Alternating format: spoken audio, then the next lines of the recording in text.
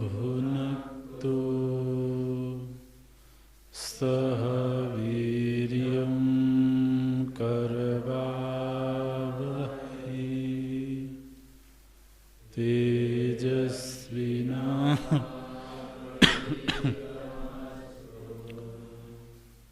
मा विद्विषावहै।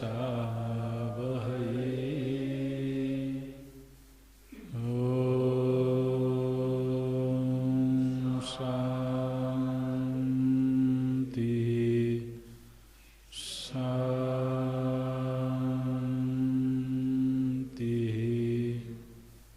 शांति।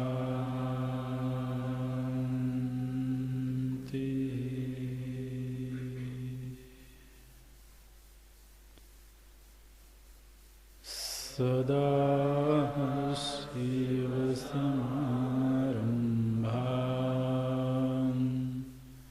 शङ्कराचार्यमध्यमाम्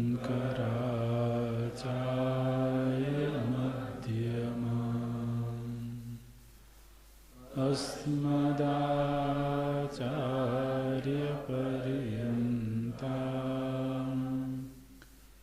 वन्दे गुरुपरम्पराम्। शङ्करं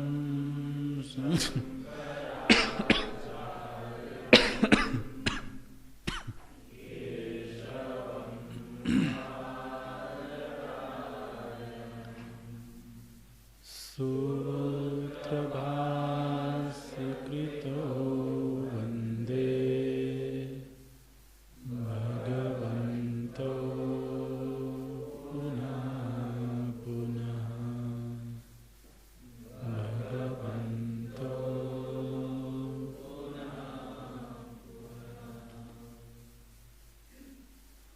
अखण्डं सच्चिदानन्दम् अवाङ्मनसगोचरम्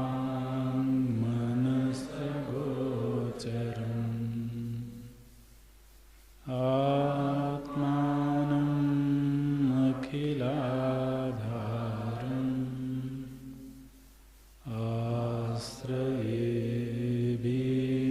आश्रयेऽभीष्टसिद्धये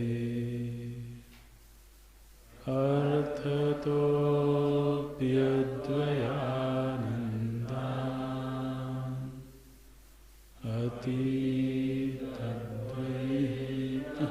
अतीतद्वैतमानतः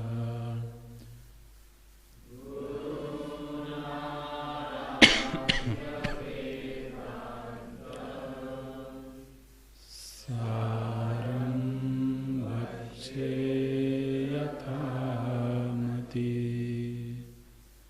सारं भक्षे यथामति।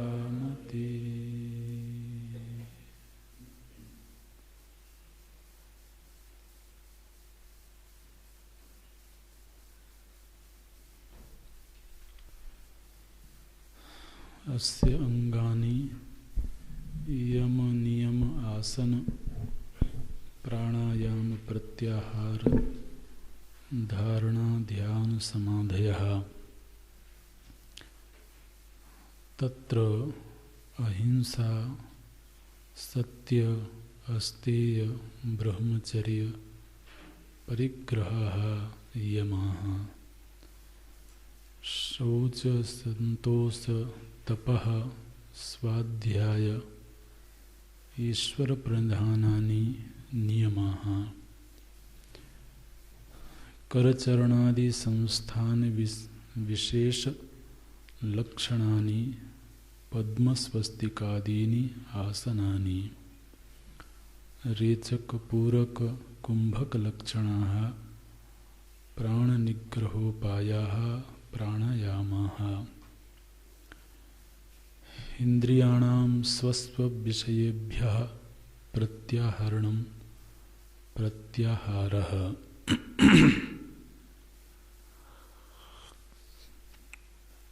अद्वितीय वस्तुनि अंतरिंद्रिय धारणं धारणा तत्र अद्वितीय वस्तुनि विच्छिद्य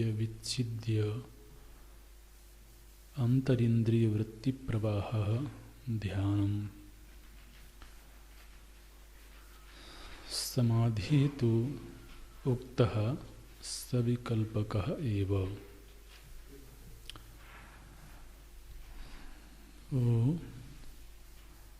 अस्य निर्विकल्प समाधेः अंगानि, इसके अंगों का अब वर्णन किया जा रहा है।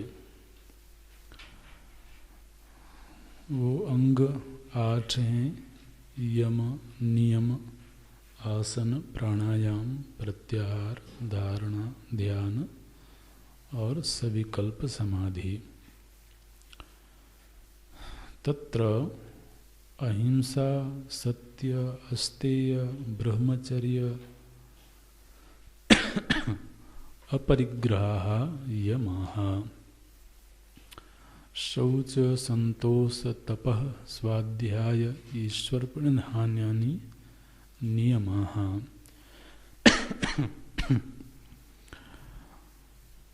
तो ये अष्टांग योग में सबसे आरंभ में 2 अंगों की चर्चा होती है, यम और नियम। इनमें से जो नियम है वह व्यक्ति के व्यक्तिगत जीवन से जुड़ा हुआ है, और जो यम है वो व्यक्ति के सामाजिक जीवन से जुड़ा हुआ है। वो व्यक्ति को अपने व्यक्तिगत जीवन में, अपने एकाकी जीवन में, जिसको पर्सनल लाइफ बोलते हैं, तो उसमें किस तरह की सावधानी होनी चाहिए, यह नियम में संकेत किया गया। और जिस समय वह व्यवहार कर रहा हो, समाज होगा, समाज के साथ ही उसका व्यवहार होगा, तो व्यवहार काल में उसकी क्या सावधानी होनी चाहिए, उसके लिए यम। तो जो व्यक्तिगत जीवन है उसमें सबसे पहली बात जो बताई गई वो है व्यक्ति को स्वच्छता का अभ्यास होना चाहिए। पहला ही नियम बताया गया शौच। शौच का अर्थ होता है अंतर्बाह्य स्वच्छता। तो साधक वह है जो स्वच्छता से प्रेम करता है। बाह्य स्वच्छता में उसके आसपास का परिसर है, उसका अपना निवास स्थान है, वस्त्र हैं, फिर भोजन आदि की स्वच्छता है, अपने शरीर की स्वच्छता है। तो ये व्यक्ति जब बाहर से स्वच्छता का अभ्यास करता है तो केवल वह वस्तुओं की स्वच्छता ही नहीं, फिर वो अपने व्यवहार में भी स्वच्छता का अभ्यास करने लगता है। एक बार स्वच्छता से प्रेम हो जाए तो फिर वह किसी भी प्रकार की गंदगी, चाहे वह व्यवहार संबंधी हो, चाहे अपने मन में कोई गलत विचार हो, वह फिर उनसे प्रेम नहीं करता है। तो एक बार स्वच्छता का अभ्यास करना चाहिए। कभी कभी ऐसा साधु समाज में खास तौर से देखा जाता है कि व्यक्ति अपने आसपास के वातावरण के प्रति थोड़ा लापरवाह हो जाता है, वस्त्रों के प्रति भी थोड़ा लापरवाह हो गया, स्नान आदि में भी बहुत कई बार नियम नहीं देखने को मिलता है। पता नहीं किस ख्याल में रहते हैं, उनको लगता है कि अब असल में साधक में ये चीज़ नहीं होनी चाहिए। आखिर व्यक्ति साधना कर ही रहा है स्वच्छता के लिए। साधना क्यों कर रहे हैं? हमारे अंदर जो गंदगी है, चाहे वो गलत संस्कारों के रूप में हो, गलत मान्यताओं के रूप में हो, अज्ञान के रूप में हो, आखिर ये साधना पूरी व्यावर्तन के लिए ही हो रही है ना। मन के लिए शर्त रखी गई कि जब तक मन निर्मल नहीं होगा तब तक भगवत अनुग्रह नहीं होगा, भगवत प्राप्ति नहीं होगी। तो साधना तो निर्मलीकरण के लिए होती है। तब कोई कहे कि बाहर से तो मैं अपवित्र रहूँगा या किसी भी तरह से रह लूँगा, लेकिन मेरा मन साफ हो जाएगा, ये केवल एक ख्याल मात्र है। तो आदमी कई बार कहता है कि मेरे वाणी में दोष है, मेरे व्यवहार में दोष है, लेकिन मेरा मन ये महाराज एक नंबर का ढोंग है। बिल्कुल, क्योंकि वाणी क्या है? मन की ही अभिव्यक्ति वाणी है। जो मन में है वही वाणी का विषय बनता है, वही इंद्रियों के माध्यम से अभिव्यक्त होता है।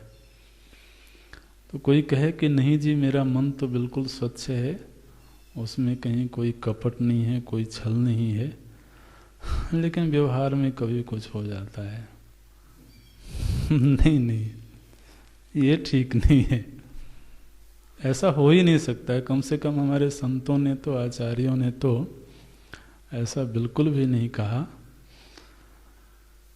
तो बाहर की स्वच्छता और भीतर की स्वच्छता दोनों एक दूसरे का पोषण करते हैं। बाहर स्वच्छता का अभ्यास हो जाए, मन में किंचित भी कोई अगर गलत वृत्ति आती है तो वो साधु परेशान हो जाता है, वो भगवान के सामने जाके रोने लगता है कि ये वृत्ति कहाँ से आ गई। तो ये वही कर सकता है जिसको अब गंदगी बर्दाश्त नहीं होती है। तो अगर मन की गंदगी बर्दाश्त नहीं होती तो बाहर की गंदगी कैसे उसको बर्दाश्त हो जाएगी। तो चाहे जगह छोटी हो, स्थान छोटा हो, एक छोटी सी कुटिया में रहता हो, लेकिन वो कुटिया भी पवित्र होती है, स्वच्छ होती है। तो स्वच्छता का अभ्यास व्यक्ति का अपना व्यक्तिगत है, कोई उसके ऊपर थोप नहीं सकता, जबरदस्ती नहीं कर सकता है। अपने व्यक्तिगत जीवन में जब उसकी रहनी ऐसी हो जाती है कि स्वच्छता से रहना है, स्वच्छता और फिर पवित्रता, ये दोनों अलग अलग चीजें हैं। लेकिन पहले स्वच्छता का अभ्यास होता है, वो शौच है, पहला नियम है। फिर मन में एक वृत्ति विशेष होती है, उसको संतोष बोलते हैं। संतोष माने भोग संबंधी ना। संतोष को आप बिल्कुल एक क्षेत्र विशेष में सीमित कर लेना। संतोष किस संदर्भ में?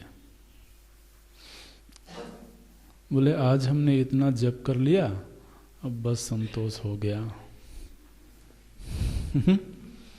साधना में संतोष नहीं।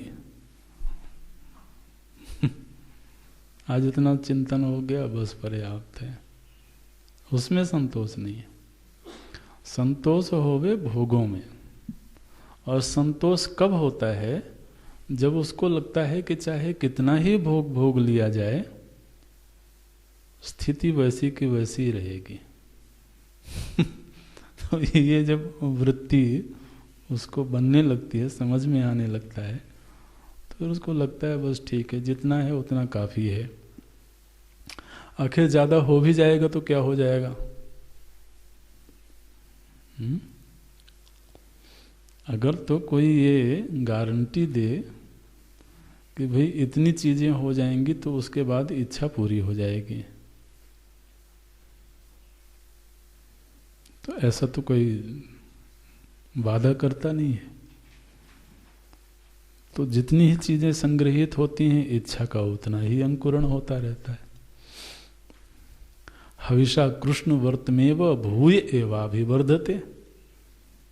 जितना आप अग्नि में घृत डालते जाते हैं और ये कल्पना करें कि घी से अग्नि को बुझा देंगे, भूय एवाभिवर्धते, वो उतनी बिल्कुल प्रज्वलित होती जाती है। और यही इच्छाओं का खेल है। इसलिए एक मोड़ पर आके उसको ये लगने लगता है कि ठीक है, अलम प्रत्यय, इसको बोलते हैं संतोष। फिर उसके जीवन में तप बुद्धि पैदा होती है कि थोड़ा, चूंकि परिस्थितियां 100% अपने अनुकूल नहीं हो सकती हैं, तो इसलिए कुछ को तो सहना होगा और प्रसन्नता पूर्वक विपरीत परिस्थिति या क्लेश को सहन करना, स्वीकार करना, जिसका निवारण हम तात्कालिक रूप से नहीं कर सकते हैं। ठीक है ना, इस पर चर्चा हमने करी है पहले भी। तो तप, ये तप करने के भी एक वृत्ति है, ये हमारा व्यक्तिगत निर्णय है। कोई हमसे जबरदस्ती तपस्या नहीं करवा सकता है। ठीक है, माने कोई हमें बांध के रख सकता है, लेकिन हमसे तपस्या नहीं करवा सकता। मानो कि अभी हम कहें कि 1 घंटा यहां पर ध्यान करना है बैठ के, ठीक, तो अब चूंकि जा नहीं सकते हैं तो ठीक है, किसी तरीके से हम देखते हैं बीच बीच में कोई पन्ने पलटते रहते हैं। भैया उस समय कम से कम शांत रहा करो। तो आपकी हरकत से किसी को परेशानी भी हो सकती है। तो कोई बिठा तो सकता है, कोई बांध सकता है हमें, लेकिन हमसे तपस्या नहीं करवा सकता। माने वो जो स्थिति है वो मेरी अपनी स्वीकृत हो, वो मुझे स्वीकार्य हो, मैंने उसका चयन किया हो, यह वृत्ति जब होती है तब फिर तप की शुरुआत होती है। निश्चित रूप से मानसिक रूप से परेशानी होगी, शारीरिक रूप से परेशानी होगी, लेकिन परेशानी के बावजूद मुझे यही करना अच्छा लगता है। अगर एक आसन में बैठने में परेशानी होती है तो होवे, लेकिन उस परेशानी को मैंने स्वीकार किया है, मैंने चयन किया है, क्योंकि उससे आगे लाभ हो सकता है।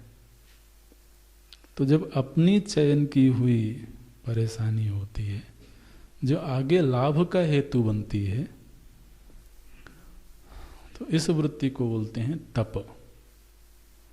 इसमें सावधानी ये रखना है कि तप निरर्थक नहीं होना चाहिए, उसका कोई प्रयोजन होवे और वह प्रयोजन शास्त्र सम्मत होवे। शास्त्र ने कहा हो कि हाँ ऐसा करना ठीक है, या गुरु ने कहा हो, तो ये भी अपना बिल्कुल व्यक्तिगत निर्णय होता है। तपः स्वाध्याय, तो स्वाध्याय का अर्थ होता है वेद पाठ करना।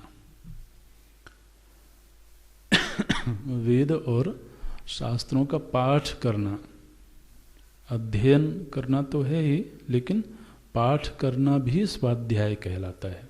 जैसे हम तो पुरुष सूक्तम का पाठ करें, नारायण सूक्तम का पाठ करें, विष्णु सहस्रनाम का पाठ करें, आदित्य हृदय स्तोत्र या वेद के मंत्रों का पाठ करें, तो पाठ करना स्वाध्याय कहलाता है।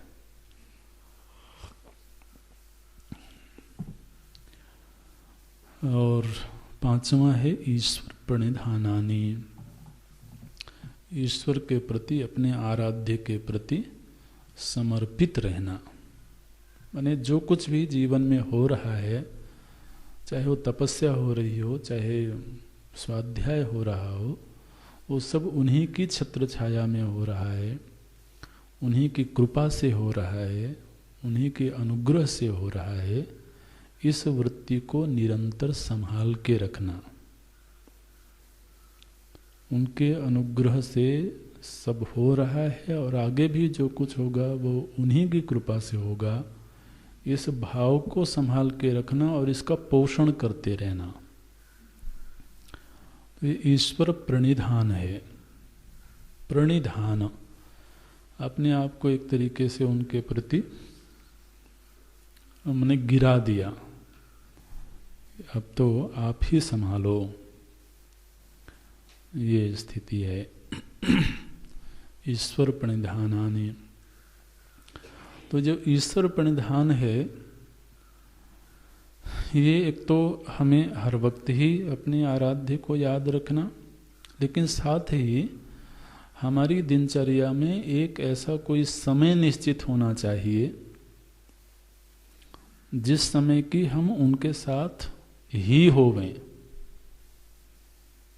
ठीक है ना, एक अपॉइंटमेंट का कोई समय निर्धारित होवे, चाहे वो आधे घंटे का हो, 10 मिनट का हो, 15 मिनट का हो, लेकिन वो एक समय निश्चित हो जिसमें कि हम केवल और केवल उन्हीं के साथ हों। चाहे उनकी पूजा कर रहे हों, चाहे उनके नाम का जप कर रहे हों, चाहे उनका ध्यान कर रहे हों, लेकिन वो एक समय निश्चित हो कि अब इस समय पर और कोई नहीं। तो उससे ये जो ईश्वर प्रणिधान है, इसका पोषण होता है, पुष्ट होता है। तो निश्चित रूप से उपासना तो सगुण ब्रह्म की ही होगी, तो वो हमारे उपास्य के रूप में हो, हमारे इष्ट हों, और उनके साथ में एक समय निश्चित हो। उस समय जब हम प्रतिदिन बैठते हैं, प्रतिदिन उनसे मुलाकात होती है, तो वह जो कुछ समय की मुलाकात है, वह धीरे धीरे करके बाकी के समय में हमारे स्मृति में तो प्रगाढ़ होती जाती है। तो उनसे मुलाकात करने के लिए ही व्यक्ति ये क्रियात्मक साधना करता है, जैसे पूजा करना है। तो अब पूजा करते हैं, हम भोग लगाते हैं, तो भोग लगाते हैं, तो अगर भोग नहीं लगाएंगे तो भूखे रहेंगे वो।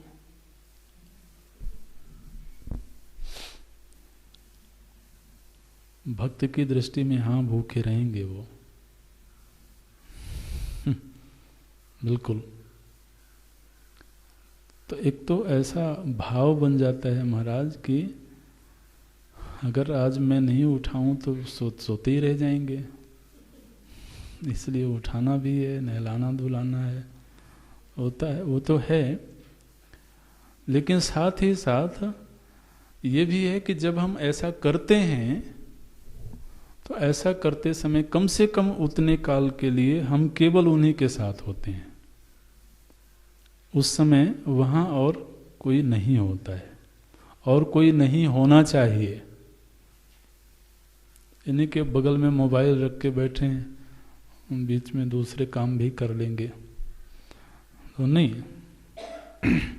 वो बहुत ही व्यक्तिगत एक रिलेशन है जिसमें और किसी को एंट्री नहीं मिलनी चाहिए।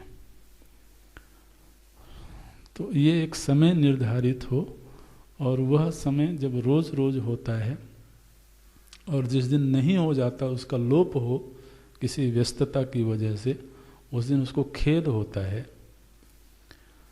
तो यही अभ्यास समर्पण को पुष्ट करता है, समर्पण का पोषण करता है। और ये एकदम व्यक्तिगत है। जैसा कि तप के विषय में चर्चा की, इसी तरीके से हम यहाँ 1 घंटा बिठा करके आपसे जबरदस्ती कीर्तन करवाएं, ठीक है, लेकिन उस 1 घंटे में आपको भगवत स्मृति हो गई ऐसा जरूरी नहीं है। जप का अपना फल मिलेगा, ऐसा नहीं कि वो निरर्थक जाएगा, कीर्तन का अपना फल है, लेकिन उतनी देर के लिए मैं अपने प्रभु से मिल लिया, मैंने मुलाकात हो गई, ऐसा हो जाए ये बिल्कुल ज़रूरी नहीं है। ऐसा हो भी सकता है और नहीं भी हो सकता है, लेकिन जब मन में संकल्प हो कि नहीं, अब इतनी देर के लिए मुझे वहीं रहना है, उनके साथ ही रहना है, तो ये भी हमारा अपना ही चुनाव होता है, ये बाहर से कोई नहीं कर सकता है। इसलिए ये जो 5 चीज़ें बताई गई हैं ये बिल्कुल व्यक्तिगत हैं। शौच, संतोष, तप, स्वाध्याय और ईश्वर प्रणिधान। फिर 5 यम हैं। यम की चर्चा पहले है। यम में है अहिंसा। अब देखिए, जो अहिंसा है, अब आदमी अकेले ही बैठा हुआ है तो किसकी हिंसा करेगा? ये अहिंसा समाज से जुड़ गया ना, तो हिंसा का त्याग, उसको अहिंसा बोलते हैं। तो हिंसा का त्याग माने क्या है? जब हम किसी को प्रतिशोध वृत्ति पूर्वक दंडित करने का प्रयत्न करते हैं, उसको हिंसा बोलते हैं। प्रतिशोध वृत्ति पूर्वक किसी को दंडित करना, किसी को चोट पहुंचाना, किसी को दुख देने का प्रयत्न करना।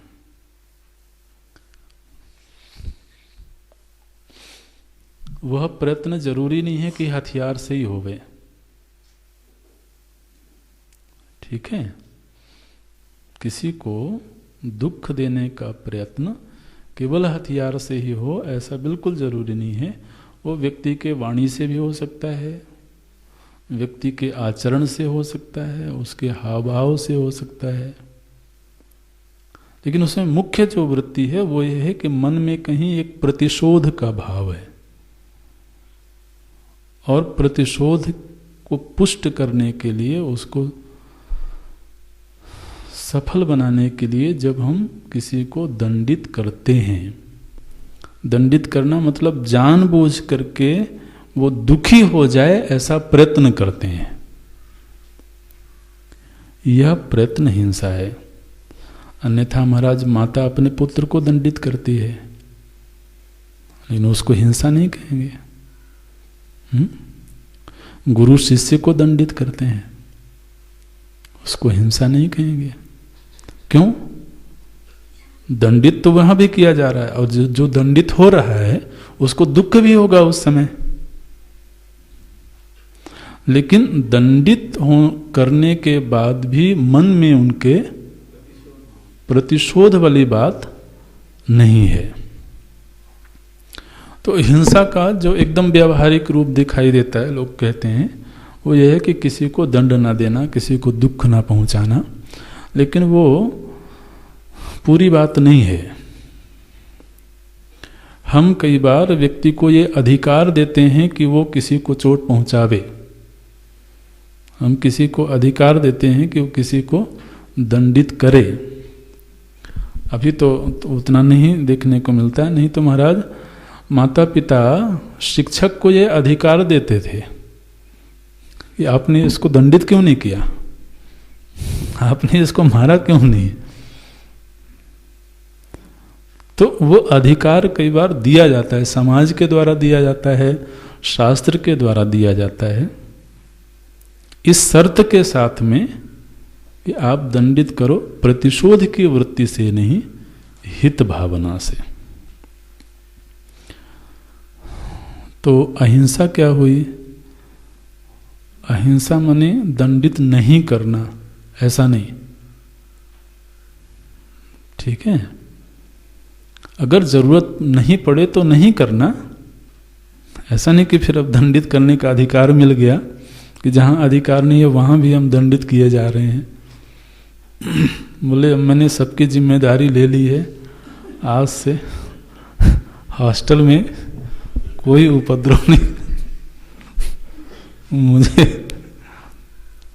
तो यदि तो वहां मेरा वैधानिक अधिकार है, मुझे ये अधिकार दिया गया है कि आप ऐसा करो, तो फिर वो करते हैं। लेकिन अनधिकार जब चेष्टा होती है, कई बार व्यक्ति ये कहता है कि मैंने इनको दंडित किया, इनके हित के लिए किया। ठीक है, हित के लिए, लेकिन ऐसा करने का आपको अधिकार दिया गया था क्या?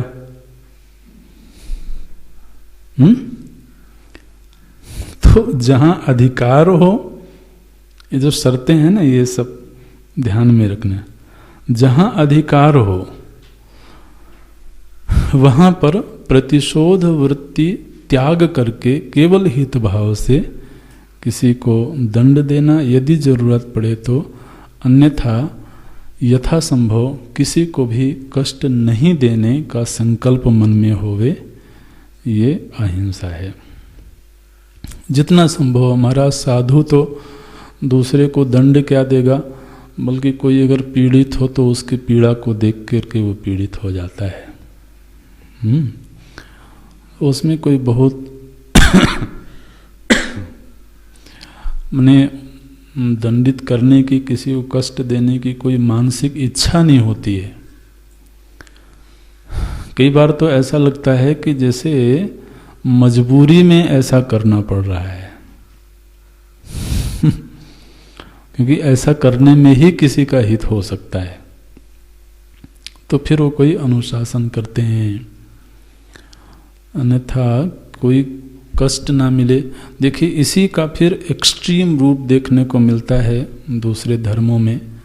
जैसे जैन धर्म में अहिंसा को बहुत बल दिया गया, वहाँ पर कहते हैं कि चींटी मकोड़े भी अगर दंडित हो जाते हैं तो पाप के दायरे में आता है, ऐसा कहते हैं वो। तो ठीक है, लेकिन ये भाव है इसका, अहिंसा, सत्य। सत्य का अर्थ यहाँ मुख्य रूप से वाणी का सत्य है। वाणी जो है वो जितना संभव हो वो सत्य के पक्ष में रहे। इस बात को ध्यान में रखते हुए कि शास्त्र ने ये कहा है कि सत्यम ब्रूयात, लेकिन प्रियम ब्रूयात।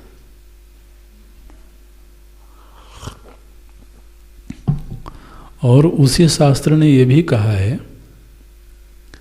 कि सत्यम न ब्रूयात, यदि वह अप्रिय हो तो। न ब्रूयात सत्यम अप्रियम। उसी श्लोक में ये बात कह दी गई, सत्य बोलो, लेकिन वह सत्य बोलो जो सुनने वाले को प्रिय भी लगे। ठीक है, तो अभी बोलने की बात भी तभी आएगी जब हम व्यवहार कर रहे हों। तो ये भी जो नियम है ये व्यवहार के संदर्भ में है। तो सत्य तो बोला जाए, लेकिन सत्य वह जो प्रिय भी हो। बोले नहीं, मुझे तो प्रिय है। नहीं, आपको तो प्रिय है, लेकिन आप जिससे बोल रहे हो उसको प्रिय लग रहा है कि नहीं लग रहा है? बोले उसको कड़वा लगे तो क्या, फिर भी सत्य तो है ही है। तो फिर महाराज आप चुप ही रहो, ज्यादा अच्छा है। ठीक है, कड़वी वाणी बोलिए ऐसा तो किसी ने नहीं कहा। किसने कहा है?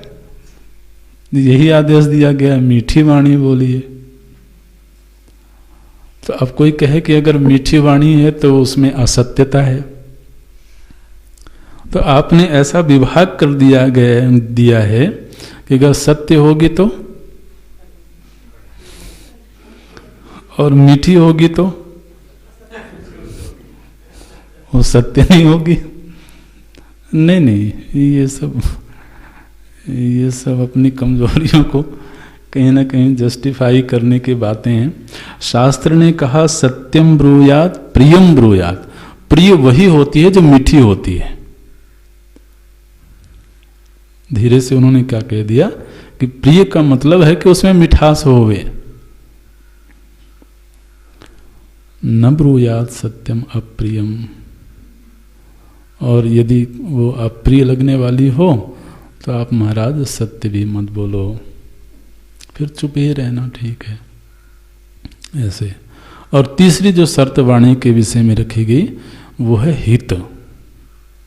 सत्यम प्रियम हितम च। ये भगवान ने एक और बात जोड़ दी कि उसमें हित का भाव भी हो, सत्य होवे और प्रियता का पुट लगा हो।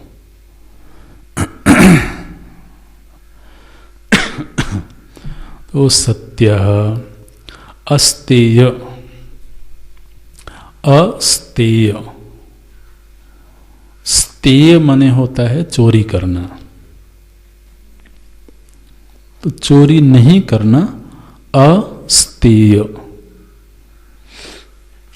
चोरी करना माने क्या?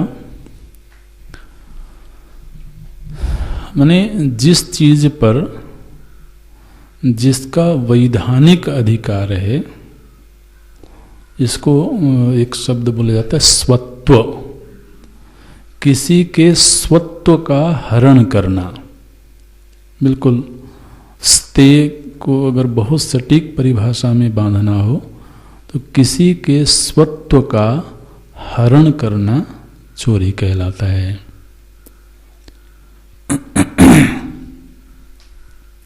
स्वत्व मन होता है जिसमें ममता होवे, स्व का भाव, ये मेरा है। तो जिस वस्तु पर मान लीजिए कि सामने वाले का अधिकार है, उसका वैधानिक अधिकार है, तो हमने क्या किया कि उसको, उस अधिकार को उससे छीन करके अपने दायरे में कर लिया। ठीक है ना? इसी को चोरी कहते हैं। एक वस्तु है, वो वस्तु किसी और की थी, उस पर किसी और का अधिकार था, अब उसको हमने अपने अधिकार क्षेत्र में ले लिया। अपने अधिकार क्षेत्र में ले लिया गलत तरीके से। वो दे भी सकता है, वो अपने अधिकार का त्याग करके उस वस्तु को हमारे अधिकार क्षेत्र में दे सकता है, तो वो तो अलग बात हो गई। लेकिन जब गलत तरीके से हम किसी के स्वत्व का हरण करने का प्रयत्न करें या हरण करें, अब इस दायरे में महाराज केवल वस्तुएं ही नहीं आती हैं। किसी के क्रेडिट को छीन लेना, माने कोई अच्छा कार्य हुआ, किसी और ने किया, और मानो कि जिस समय पर क्रेडिट मिलने का समय आया, प्रोत्साहन मिलने का समय आया, उस समय वो बेचारा कहीं गायब है जिसने किया है, और उस समय हम वहाँ खड़े हो गए। बोले महाराज ये तो मैंने किया।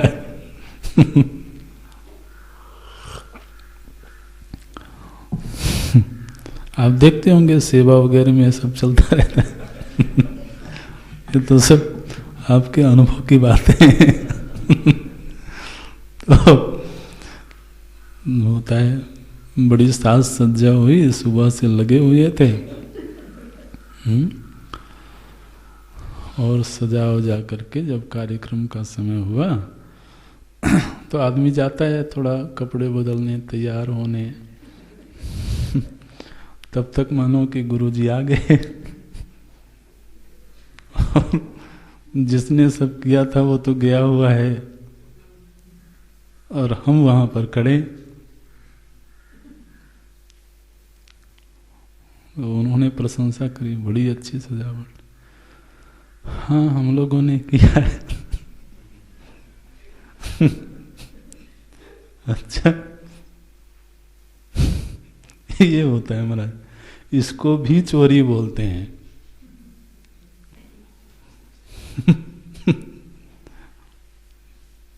किसी के सम्मान को छीन लेना, किसी के वस्तु को छीन लेना जिस पर उसका अधिकार था,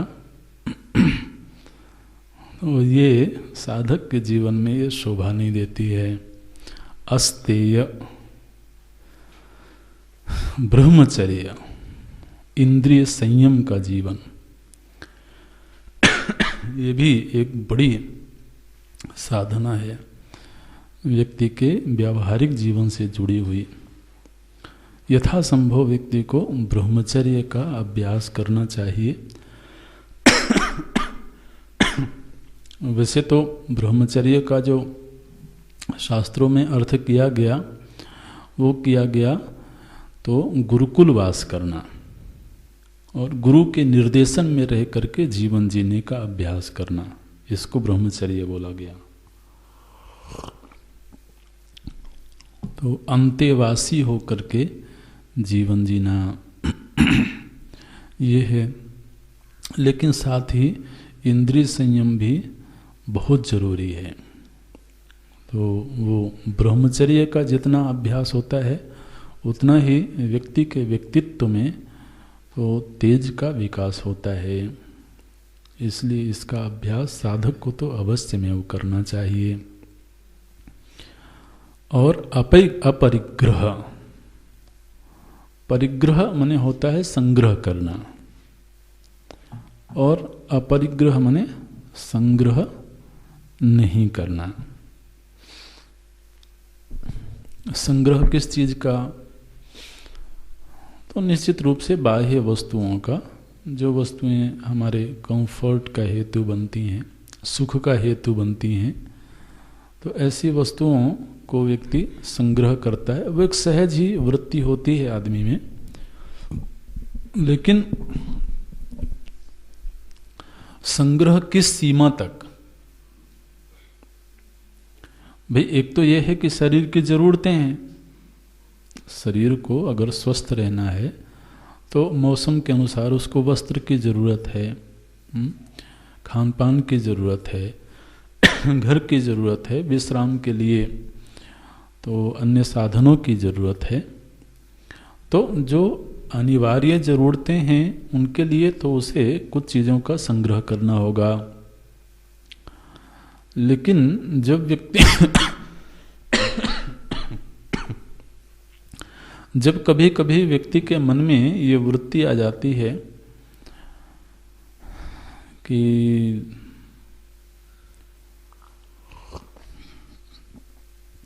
चलो रख लो, पता नहीं कब जरूरत पड़ जाए।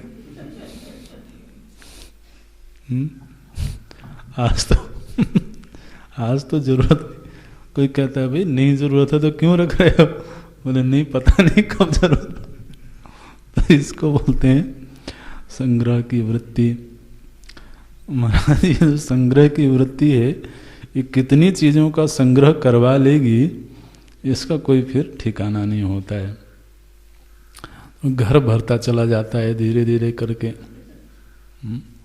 और फिर व्यक्ति का जो समय है वो उन्हीं चीजों को संभालने, पहले तो उनको जुटाओ, उसी में बहुत वक्त गया, और फिर जो चीजें जुट गई हैं उनको संभालो। तो ये अनावश्यक रूप से समय की बर्बादी है, ऐसा ही देखने में आता है। तो यावद अर्थ परिग्रह, भागवत जी में तो परिग्रह के लिए ये कहा गया। भागवत जी के महात्म्य में बोलते हैं कि जितना जरूरी हो उतना ही परिग्रह करना, इसको भी अपरिग्रह बोलते हैं।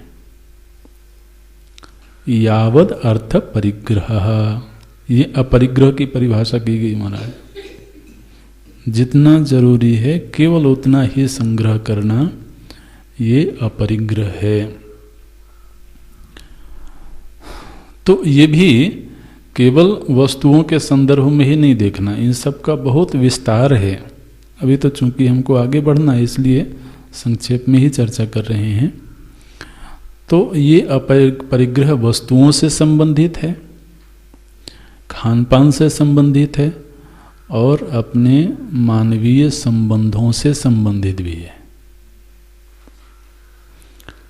बोले महाराज सबसे दोस्ती बना के रखो,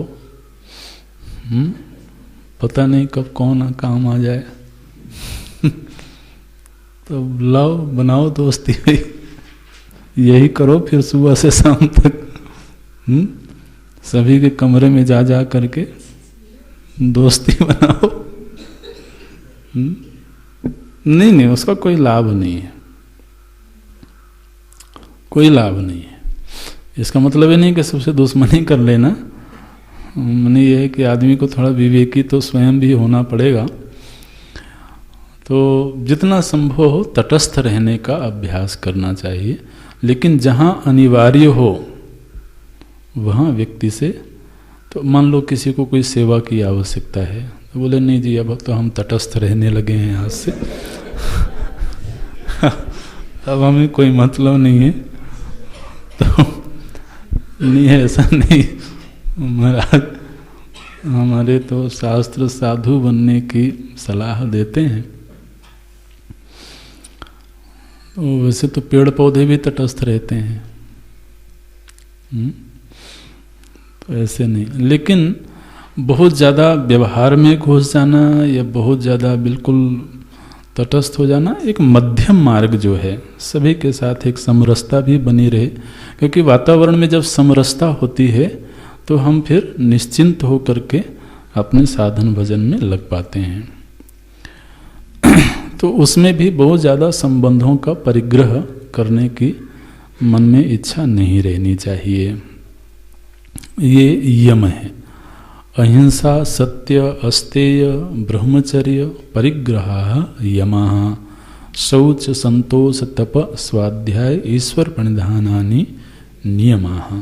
तो जो 10 जीवन संबंधी शर्तें हैं ये किसी के जीवन में होती हैं, तो महाराज उसका जो अंतर्बाह्य व्यवहार है और व्यक्तिगत जीवन है वो बड़ा सहज होता है। तो सहज जीवन होगा तभी वह अपने साधना में आगे बढ़ पाएगा। फिर तीसरा जो अंग है वो है आसन। आसन के लिए बोलते हैं कर चरणादि संस्थान विशेष लक्षणानि आसनानि। तो जो हमारे हाथ पैर हैं, यहाँ पर जो परिभाषा दी गई है उस परिभाषा में ये बात कही गई कि अपने हाथ पैरों को एक विशेष पोस्चर में, एक विशेष ढंग से स्थिर कर देना। तो आप देखिए जितने तरह की आसन करवाए जाते हैं महाराज, इन सभी आसनों में मुख्य रूप से हाथ पैरों की ही भूमिका होती है ना। चाहे वो खड़े होके करवाने वाले हों, लेट के करवाने वाले हों, बैठ के करवाने वाले हों, हाथ पैरों की भूमिका ज़्यादा होती है।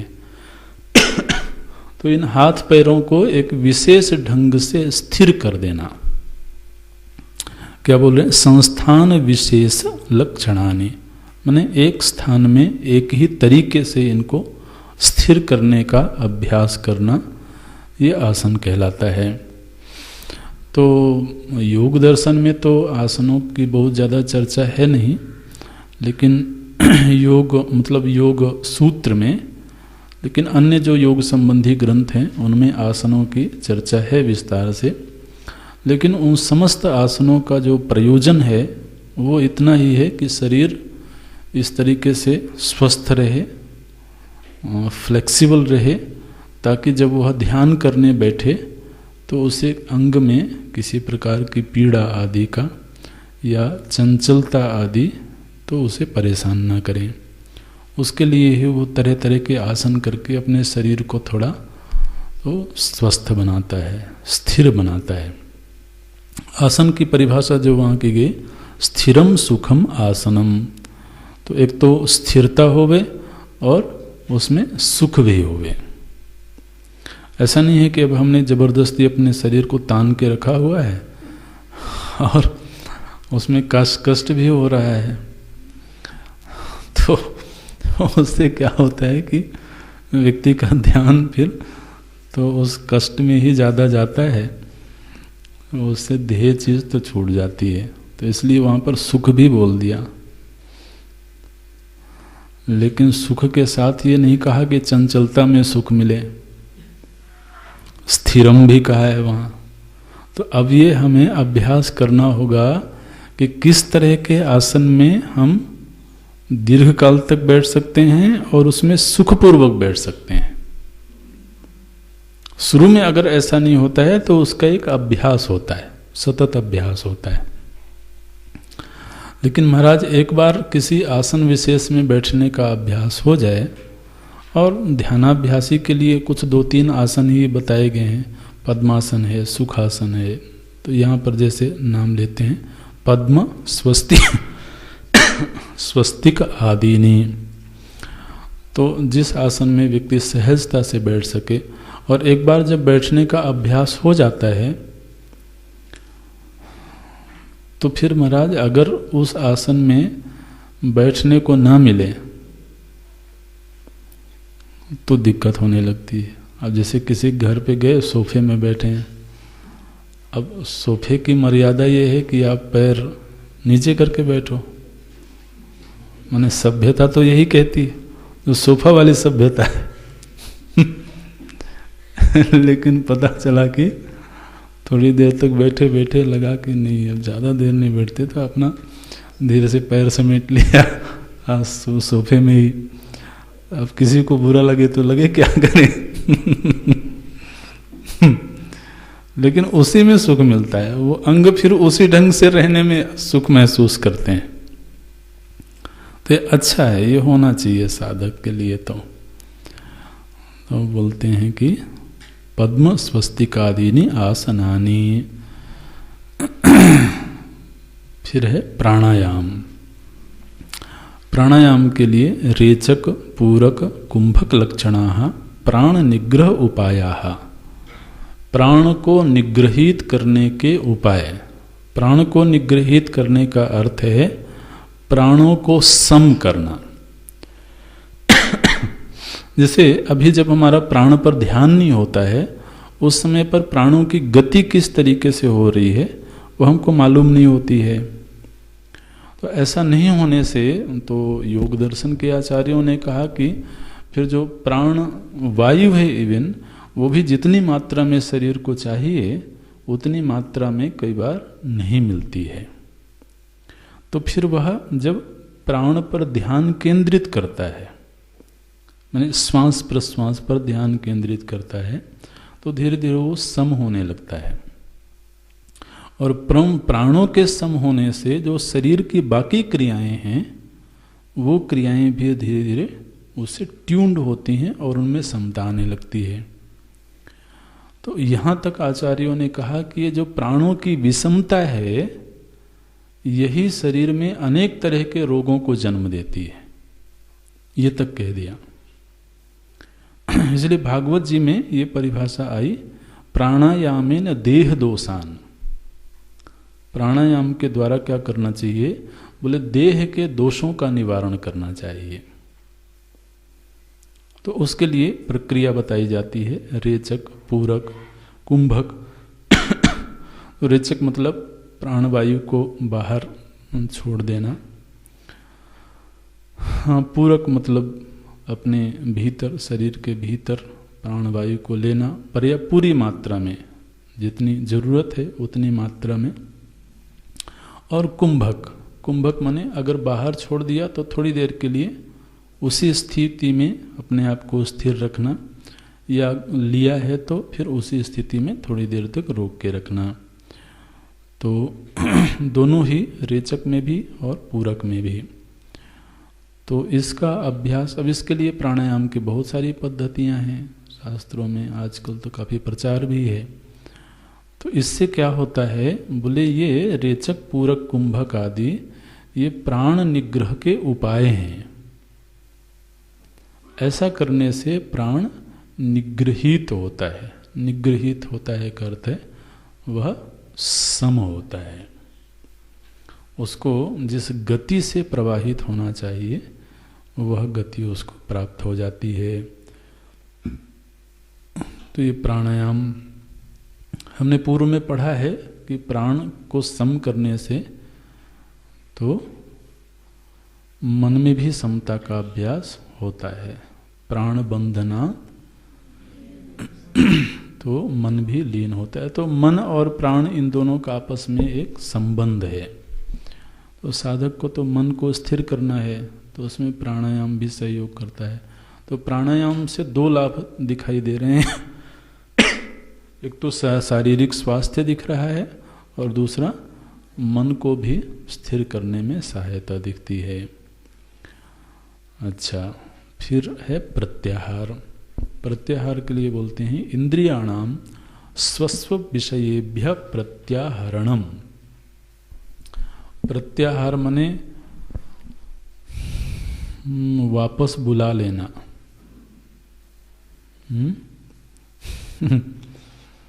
तो बोल रहे हैं कि स्वस्व विषयेभ्य, इंद्रिय का जो विषय है, अगर इंद्रिय उस विषय में गई हुई हो तो उसको प्रेम पूर्वक वापस बुला लेना। ठीक है। जैसे नेत्र को कोई रूप अच्छा लग रहा है, कोई दृश्य अच्छा लग रहा है, तो नेत्र महाराज वहाँ विचरण कर रहे हैं। लेकिन उस समय पर कुछ और करना है, तो फिर अगर आदमी उस दृश्य में ही लुभाया हुआ है तो उसका जो दूसरा कार्य था वो तो रह गया, छूट गया। तो इसलिए नेत्रों को बड़े प्रेम से अभी रहने दो, बाद में देख लेंगे, ऐसे किसी तरह समझा बुझा करके उसको वापस बुला लेना। तो आप देखिए, प्रत्याहार का जब हम अभ्यास करते हैं तो उससे क्या होता है कि जब इंद्रिय अपने विषय का ग्रहण नहीं कर रही होती है, इस प्रत्याहार की सूक्ष्मता देखना, जब इंद्रिय अपने विषय का ग्रहण नहीं कर रही होती है उस समय वह इंद्रिय चित्त से एकाकार हो जाता है, उसका चित्त से एक रूपता हो जाती है। जैसे अभी आप कोई स्वाद का ग्रहण नहीं कर रहे हो, तो रसना इंद्रिय का अलग से अनुभव हो रहा है क्या? नहीं हो रहा है। तो रसना इंद्रिय अभी कहाँ गई? बोले उसका चित्त के साथ में एक ही भाव हो गया। ये तो जिस जिस इंद्रिय को हम उसके व्यवहार से निवृत्त कर लेते हैं, उसके विषय से निवृत्त कर लेते हैं, वह इंद्रिय महाराज मन से एक रूप हो जाती है। और मानो कि हमने पांचों इंद्रियों को, पांचों ज्ञान इंद्रियों को उनके विषयों से निवृत्त कर दिया। तो उस समय क्या रहा? उस समय केवल मन रह गया। और उस मन से हमको ध्यान करना है, साधना करना है। ठीक है। तो जैसे नेत्र बंद कर लिया तो उस समय पर नेत्र का होना अलग से मालूम नहीं पड़ रहा है। तो नेत्र कहाँ चला गया? बोले उसका मन से एक ही भाव हो गया। मान लो कि कोई सुनना बंद कर दिया, अब कुछ नहीं सुनना है, तो कर्ण इंद्रिय का मन से एक ही भाव हो गया। कोई रस नहीं लेना है तो रसना इंद्रिय का मन से एक रूप हो गया। और अंतर साधना के लिए, अंतरंग यात्रा के लिए केवल मन की जरूरत है। जब हमें ध्यानाभ्यास करना है तो उस समय किसी इंद्रिय की जरूरत नहीं है, क्योंकि इंद्रिय अंदर की कोई चीज का तो उसका विषय है नहीं। तो ध्यान के समय पर उसको नेत्र की भी जरूरत नहीं है, कर्ण की भी जरूरत नहीं है, रसना की जरूरत नहीं है, स्पर्श की जरूरत नहीं है, गंध की जरूरत नहीं है। तो जब ये जरूरत नहीं है तो इन इंद्रियों को उन विषयों से उपराम कर लें। तो उससे क्या होगा कि केवल मन रह जाता है और वह मन बड़ी सहजता से फिर अपने यात्रा पर गमन करता है। और जब ऐसा नहीं होता है तो महाराज वो एक इंद्रिय जब विषय की ओर जाती है तो मन को ही खींच के ले जाती है। तो बजाय वो मन से एक ही भाव होने के वो मन को अपने साथ एक ही भाव कर लेती है।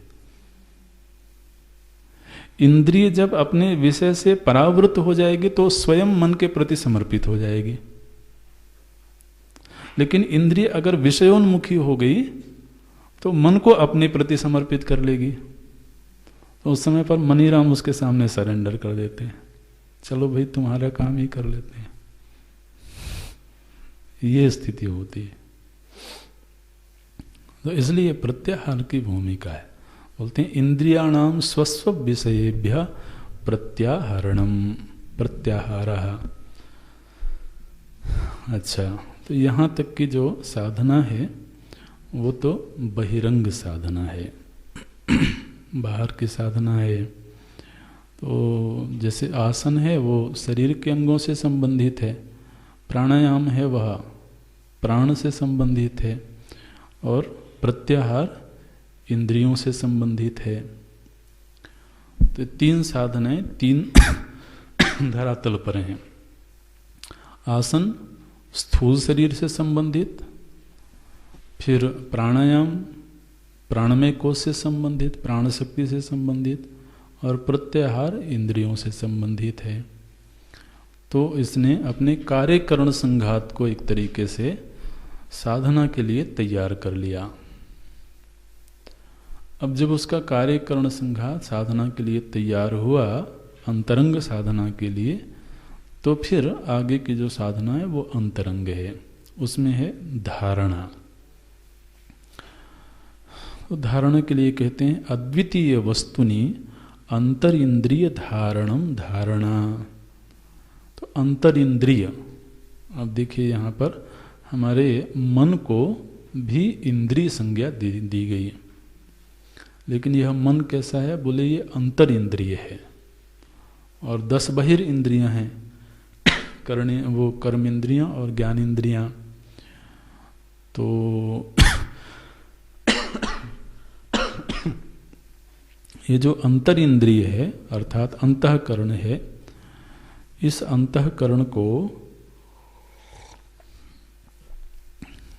तो बोलते हैं कि अद्वितीय वस्तु में अंतःकरण को समाहित कर देना,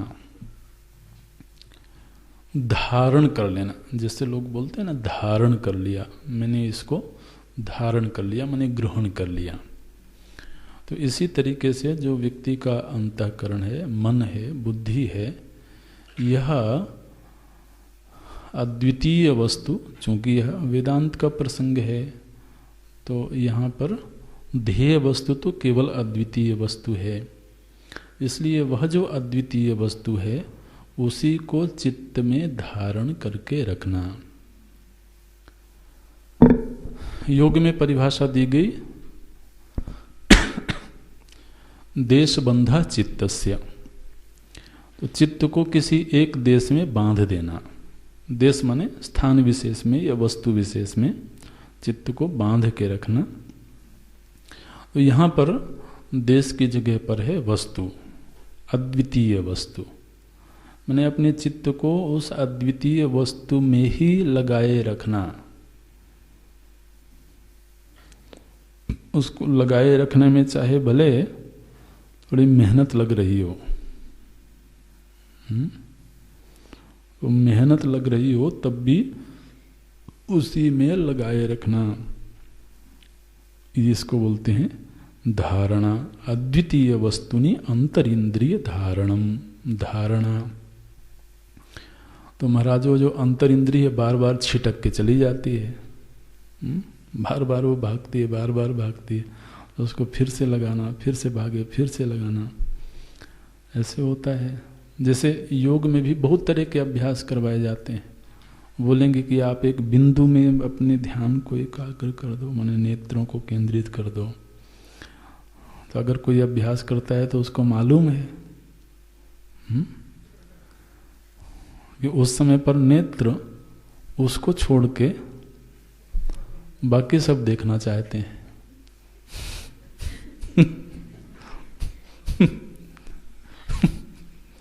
उस समय जिसको देखना है उसको छोड़ के बाकी सब देखना चाहते हैं।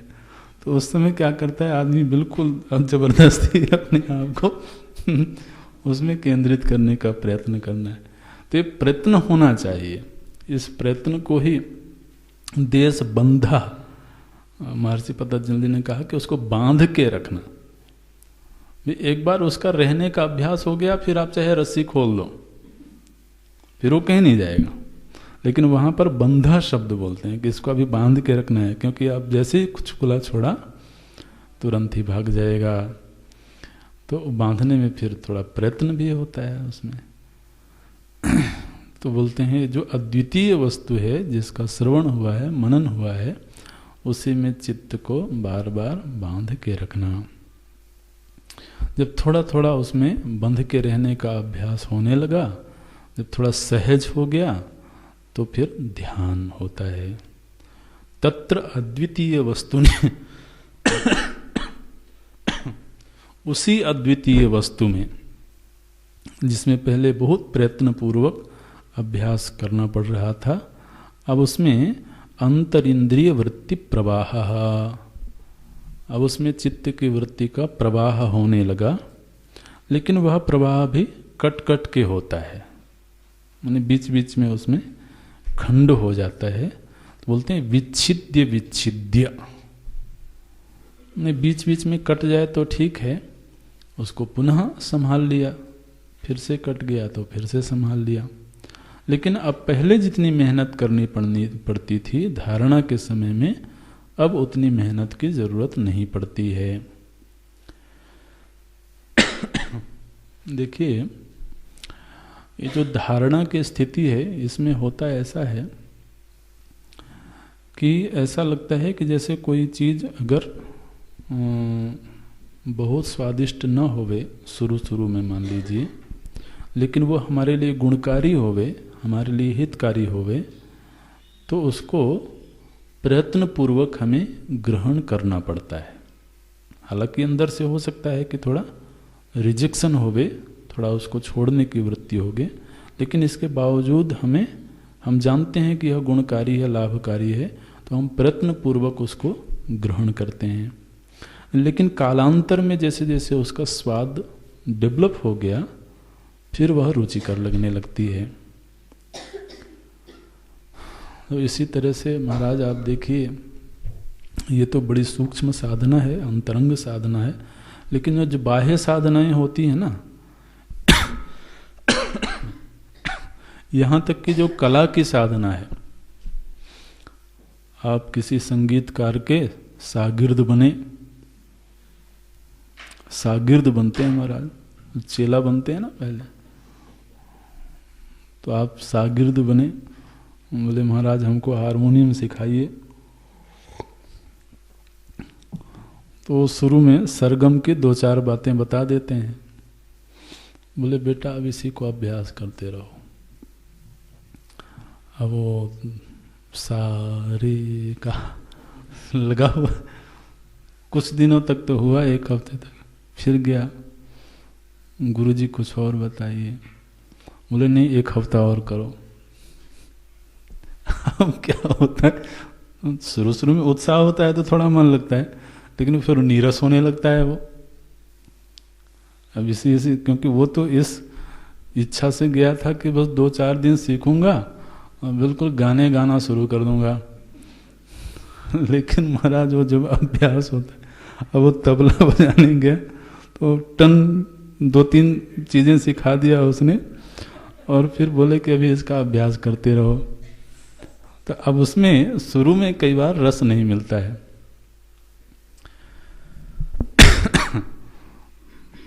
तो लेकिन अगर कोई समर्पित शिष्य है तो उसको मालूम है कि रस वृद्धि होगी अभ्यास से ही। तो जब तक रस वृद्धि नहीं हो रही है तब तक क्या करता है, वो अपने आप को बांधता है। ठीक है, जबरदस्ती बांधता है कि नहीं, गुरु जी ने अगर कहा है तो ये करना है, आनंद आए चैन आए। तो जब तक वो बांधता है तब तक मानो कि धारणा है। तो इसी तरह से अद्वितीय वस्तु में चित्त को वो लगाने की कोशिश करता है, तो धारणा है। लेकिन अगर सार्थक प्रयत्न हुआ तो थोड़े दिनों में फिर उसमें रस आने लगता है, तो फिर वृत्ति प्रवाह सहज हो जाता है। उसको बोलते हैं ध्यानम। हालांकि उसमें भी रुकावट आती है, लेकिन रुकावट आने पर भी अब पहले जैसा प्रयत्न नहीं करना पड़ता। तो ये ध्यानम। और फिर समाधि। समाधि माने सविकल्प समाधि, जिसकी चर्चा पूर्व में की गई है। कब उसको विच्छेद भी नहीं होता।